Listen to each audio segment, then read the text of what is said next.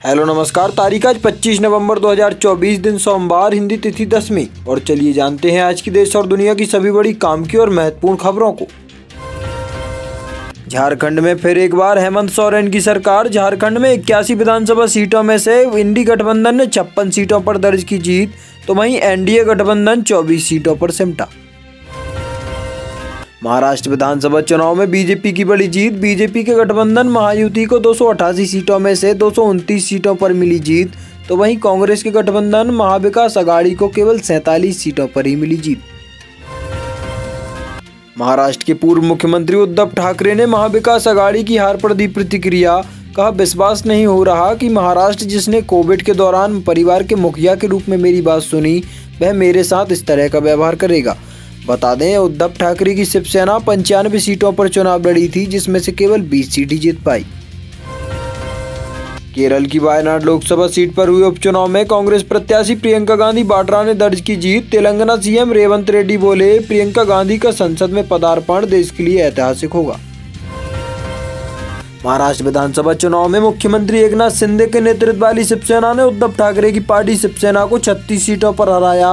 महाराष्ट्र में शिवसेना उद्धव ठाकरे और शिवसेना शिंदे गुट का 50 सीटों पर आमने सामने मुकाबला था, जिसमें शिवसेना उद्धव ठाकरे केवल 14 सीटें ही जीत पाए। राजस्थान में 7 सीटों पर हुए विधानसभा उपचुनाव में सत्ताधारी बीजेपी को एक तरफा जीत हासिल। बीजेपी ने 7 में से 5 सीटें जीती, तो वहीं कांग्रेस और बीएपी के खाते में एक एक सीट।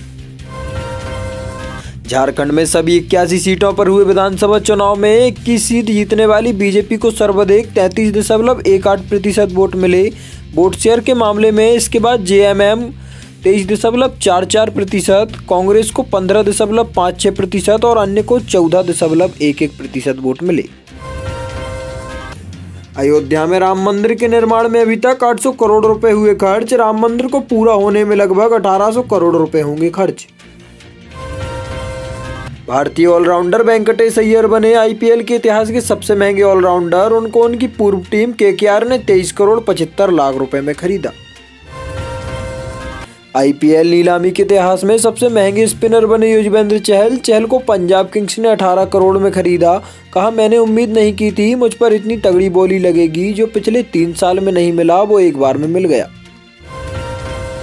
मध्य प्रदेश में 2 विधानसभा सीटों पर हुए उपचुनाव में से एक पर कांग्रेस जबकि दूसरे पर बीजेपी ने दर्ज की जीत। विजयपुर से कांग्रेस के मुकेश मल्होत्रा को 7000 से अधिक वोटों से मिली जीत, तो वहीं पूर्व मुख्यमंत्री शिवराज सिंह के सांसद बनने के बाद खाली हुई बुधनी सीट से बीजेपी के रमाकांत भार्गव 14000 वोटों से जीते।